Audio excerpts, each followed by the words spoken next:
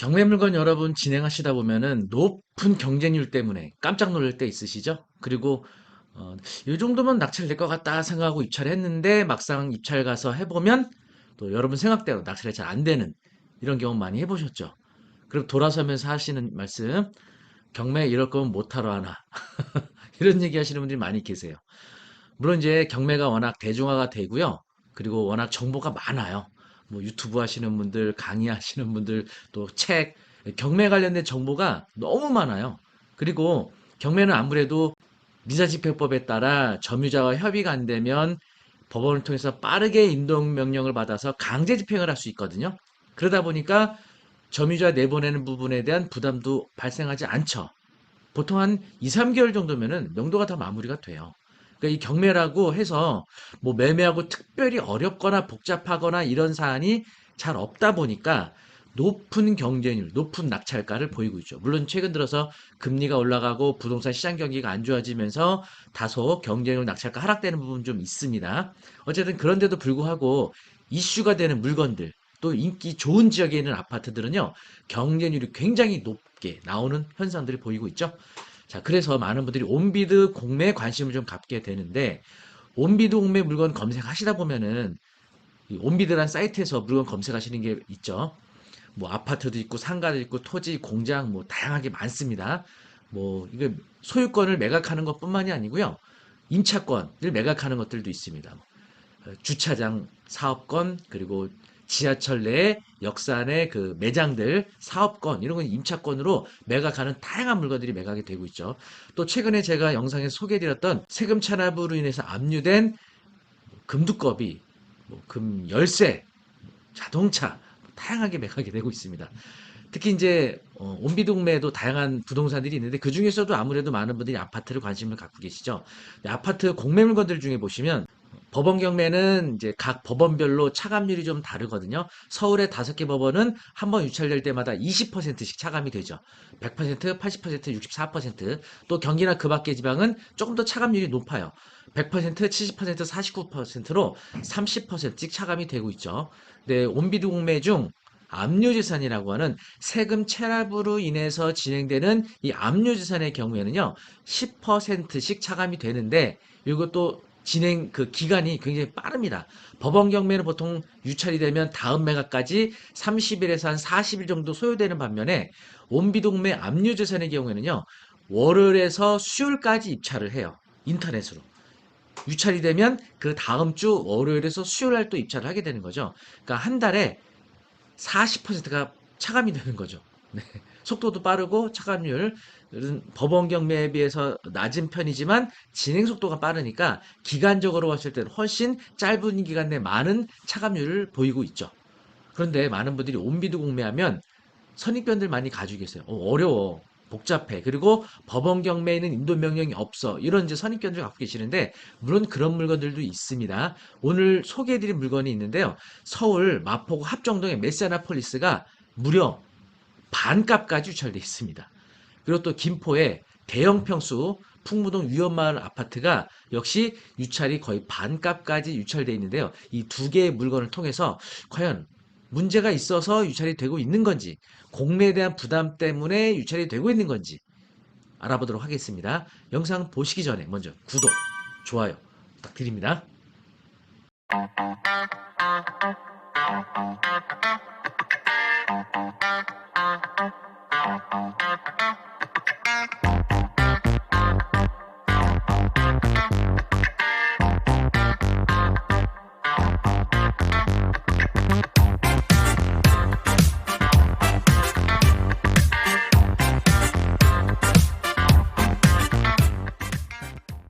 먼저 서울특별시 마포구 서교동 메사나폴리스입니다. 층수 괜찮아요. 10층입니다. 보시는 것처럼 여기 압류재산이라고 표시되어 있죠? 이렇게 압류재산의 경우에는요, 국세징수법에 따른 매각재산이라고 보시면 됩니다. 뭐 국세나 지방세, 체납처분으로 진행되는 물건이고요. 그리고 대지 26제곱미터, 건물 142제곱미터, 감정가는 24억이고요. 현재 유찰 횟수 6회차 진행 중입니다. 최저가는 현재 12억이고요. 거의 감정가에서 반값까지 유찰돼 있죠. 자, 아파트 위치 보시면은요, 여기 뭐 아시는 분 다 아시겠지만 합정역, 여기 로터리 바로 옆에 있는 이 아파트가 되겠습니다. 주상복합 아파트인데 뭐 위치는 말할 것도 없죠. 이제 한강하고 양화대교 북단에 위치한 좋은 입지이기도 하고요. 또 조금 올라가면 이제 이쪽으로 이제 홍대도 있고 좀 핫한 이런 지역과 가깝게 있어서 젊은 세대분들에게 상당히 선호도 높은 그런 아파트가 되겠습니다. 네, 바로 이 아파트가 메세나 폴리스가 되겠습니다. 여기가 이제 합정역이고요. 네, 멋지게 잘 아파트가 되어 있죠. 현재 네이버 부동산에 있는 단지 정보 보시면은요, 617세대고요. 그리고 2012년도에 사용 승인 됐으니까 한 10년 차 정도 됐네요. 그리고 현재 동일한 면적에 대한 매물 정보 보시면은 호가는 한 21억 정도의 매물들이 나와 있네요. 실거래가 정보 보시면은요, 2021년도에 20억에서 21억 정도의 거래가 되다가 2022년도 1월과 11월에 최고 25억까지 거래가 됐었는데 가격은 현재 많이 하락된 상태인데 보시면 어쨌든 나와 있는 호가는 21억인데 최저가가 12억까지 유찰돼 있으니까 그야말로 반값 아니겠습니까? 네, 이 이유를 알아보면요. 자, 압류지산, 공매지산 명세라는 게 있어요. 이거는 온비드 사이트에 접속하시게 되면 누구든지 다 다운로드해서 확인하실 수 있거든요. 자, 보시면 아래쪽 내려보겠습니다. 여기 이제 법원 경매 현황 조사 내용하고 동일한 정보를 제공해주고 있는 겁니다. 전입 세대 열람 해봤더니 윤모 씨가 등록이 돼 있고요. 방문했는데 폐문부제 돼 있네요. 그리고 토지 설정된 별도 느끼 지상권 요거는 보통 지하철 이게 주상복합이고 아래쪽에 이제 전철이 지나가다 보니까 이 전철 사용을 위한 지상권이 토지에 설정이 돼 있거든요. 이게 별도 등기로 돼 있는데 말소되지 않지만 요거는 뭐 권리 행사에 소유권 행사에 문제는 없는 지상권으로 보시면 되겠습니다. 자, 전입신고된 윤모 씨 2019년 5월 27일인데 보시면 임차인 배분 요구 및 채권 신고 현황이라고 돼서 임차인이 만약에 이 공매 절차에서 배분 요구를 통해서 배분 받기 원하는 경우에는 여기 신고하게 되는데 신고된 내역이 없죠. 배분 요구를 안 했습니다. 근데 문제는 이 윤모 씨가 전입신고를 통한 대항력을 주장할 수 있는지 여부거든요.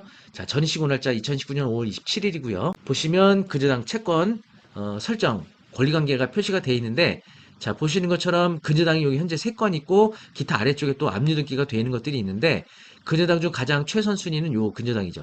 2020년 2월 4일. 자, 제3명세서에 이렇게 근저당 표시된 사항이 설정일자 순으로 나열하는 건 아닙니다.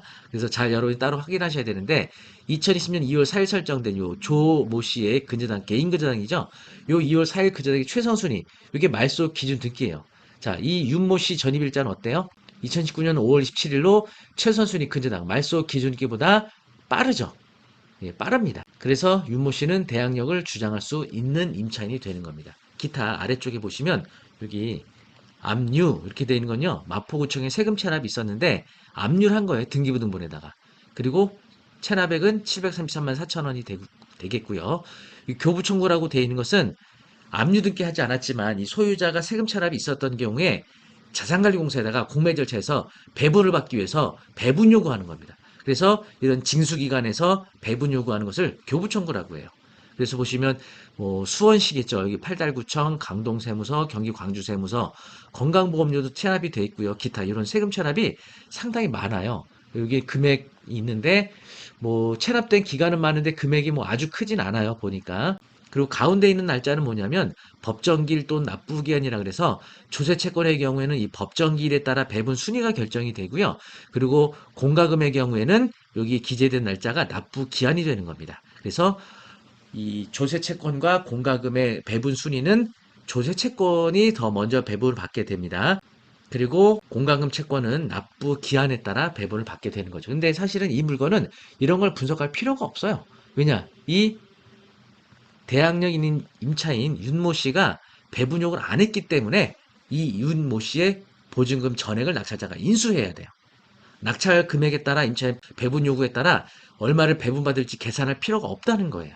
그런데 제3명세서 주 하단부에 보시면요. 기타 유의사항에 이렇게 표시된 사항이 있네요. 권리신고한 임차인의 서류에 의해 대항력인 임차인이 있을 수 있으며 근데 권리신고 안 했죠. 배분 요구하지 않아 공매 배분 대상 채권에 포함되지 않으니 인수하는 권리 사전조사 입찰한 바람 돼 있고요. 전입일자는 2019년 5월 17일, 확정일자 2019년 4월 1일, 보증금이 12억으로 돼 있네요. 12억 배분 요구하지 않았는데 보증금 정보가 나타나요.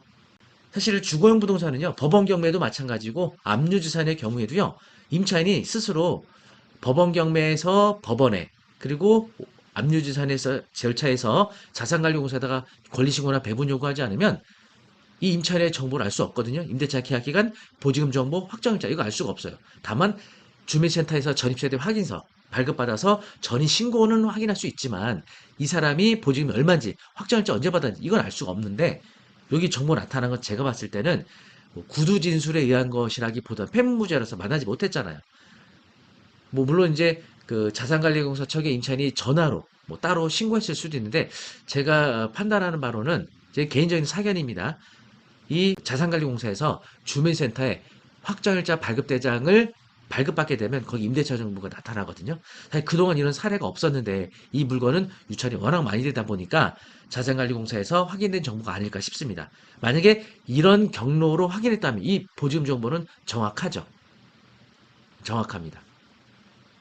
구두 진술에 의한 거는 부정확할 수도 있지만 물론 임차인이 전화로 자산관리공사 직원하고 통화하면서 보증 정보를 제공하면서 허위로 일부러 막 거짓말로 뭔가 속이려고 그런 의도를 하는 경우도 잘 없다고 봅니다. 얘기 안 하면 안 해줬지 구두 진술이었다 하더라도 정확하지 않았을까 싶습니다. 어쨌든 이 대항력 임차인의 보증금은 12억이기 때문에 낙찰자가 낙찰받은 금액 추가로 12억을 부담을 해야 된다는 거예요.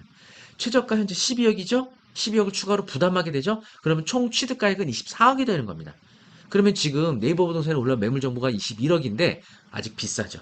더 유찰이 돼야 될 겁니다. 자, 온미동매 회차 정보 보시면요. 현재 12억인데 이게 유찰이 일주일 간격 계속 유찰이 될 거고요.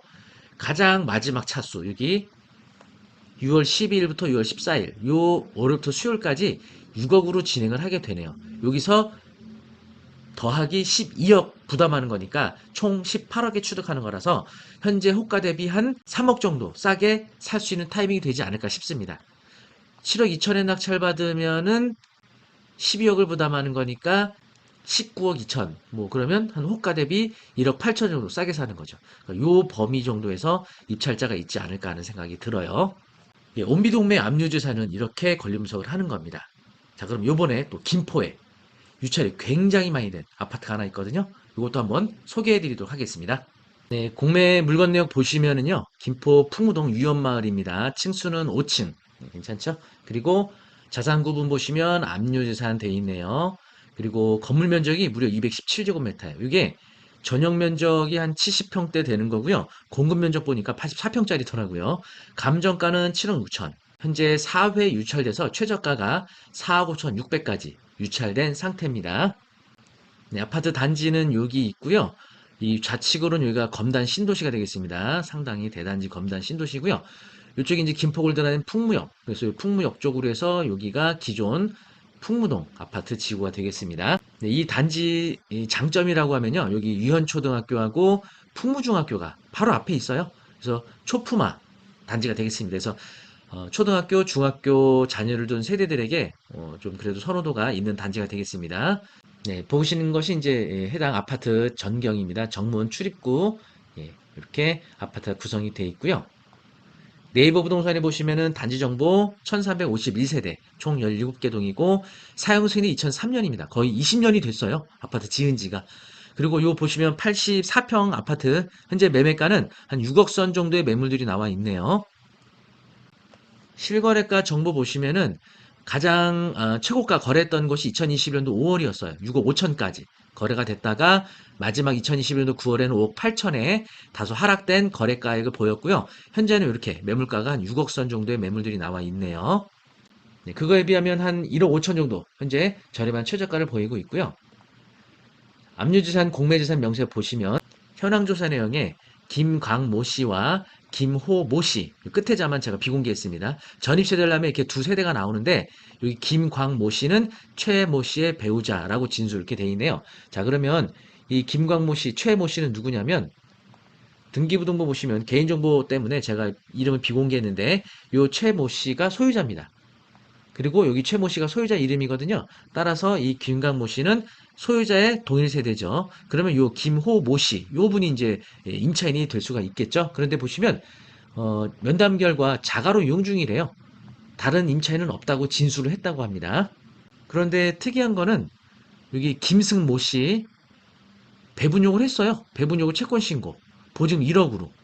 근데 전입일자 보시면 2013년 10월 25일인데 김호 모 씨의 전입일자하고 똑같아요. 그래서 이 둘이 무슨 같은 무슨 가족 관계가나 뭔가 연관이 있어 보이죠? 근데 이분 소유자 남편 진술에 의하면 임차인 없다 그랬는데 배분용을 했어요. 1억으로. 근데 확정일자가 없네요. 뭔가 좀 의심스럽긴 해요. 자, 근데 확정일자가 없어서 이분 우선 변제권을 통해서 배분은 안 될 것으로 보여지는데 문제는 전입신고 날짜를 통해서 대항력 여부를 확인해야겠죠. 2013년 10월 25일. 자, 등기 현황하고 배분 요구 현황 보시면 가장 최선순위 근저당 2011년 9월 16일이죠. 신한은행 근저당. 요 근저당이 아까 김모 씨 전입일자보다 빨라요. 그래서 말소 기준 등기가 더 빠르고 요 김호 모 씨와 김승 모 씨 이 두 사람의 겹쳐지는 요 전입일자가 늦기 때문에 대항력을 주장할 수 없습니다. 따라서 보증 배분이 되지 않더라도 낙찰자가 인수되지는 않는다고 보시면 되겠습니다. 그 외에도요, 이 소유자가 김포시청에 64만 9천, 아마 이거는 재산세가 아닐까 싶어요. 금액으로 봤을 때. 근데 문제는 역삼 세무서, 공매를 위임한 역삼 세무서 배분 요구액이 무려 25억이나 됩니다. 아마 사업을 크게 하셨던 분 같아요. 이분이. 이것 때문에 현재 공매가 진행 중인 거죠. 네, 그래서 오늘 소개해드린 두 개의 물건, 메사나 폴리스의 경우에는 대항력인 임차인으로 인해서 추가로 인수해야 되다 보니까 유찰이 되고 있고요. 현재 김포 풍무동 유연마을의 경우에는 뭐 제가 봤을 때는 권리관계에는 문제가 없는데 공매에 대한 부담, 그리고 또 80평대 이른 대형 평수, 뭐 아파트 시장 경기 안 좋은 점 이런 것 같아요. 그래서 이게 유찰이 되면요 3억까지 유찰이 될 거거든요. 뭐 언제 낙찰이 될지 모르겠지만 김포 80평대 아파트를 3억대 정도에 낙찰받으면 굉장히 저렴하게 낙찰받는 게 아닌가 하는 생각이 듭니다.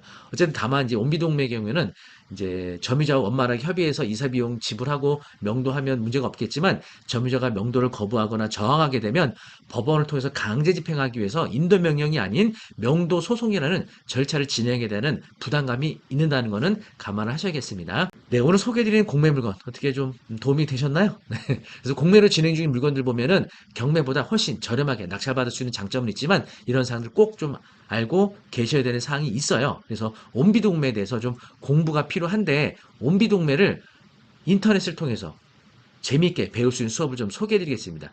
저희 PL에드 원격 평생교육원에서는요, 옥섭, 옥션 서브스크립션 이게 합성어입니다. 옥섭이라는 사이트를 통해서 실시간 온라인 강의를 진행하고 있거든요. 강의는 제가 직접 진행하게 될 거고요.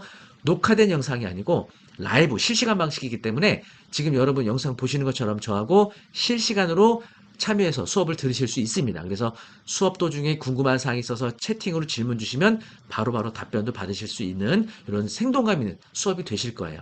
그리고 라이브 수업이 끝난 후에는 다시 보기도 가능하거든요. 그래서 여러분들이 라이브 수업을 통해서 생동감 있는 수업도 참여하실 수 있고요. 또 이해가 안 됐거나 어려웠던 부분은 다시 보기를 통해서 복습도 할 수 있는 일석이조의 효과를 볼 수 있는 온라인 온비드 공매 수업이 진행이 될 겁니다. 이 온비드 공매 수업은요, 옥수업에서 4월 20날 목요일 날 6시 45분에 개강을 할 거예요. 그래서 총 4회차에 거쳐서 초보자분들도 온비드가 무엇인지, 또 온비드에는 어떤 매각 재산들이 있고 압류재산, 신탁재산 등 이런 재산들에 대한 권리 분석 어떻게 할 수 있는지 아주 쉽게 저하고 공부하실 수 있거든요. 딱 4주차만 투자하시면 여러분들도 온비동매 투자자가 되실 수 있겠습니다.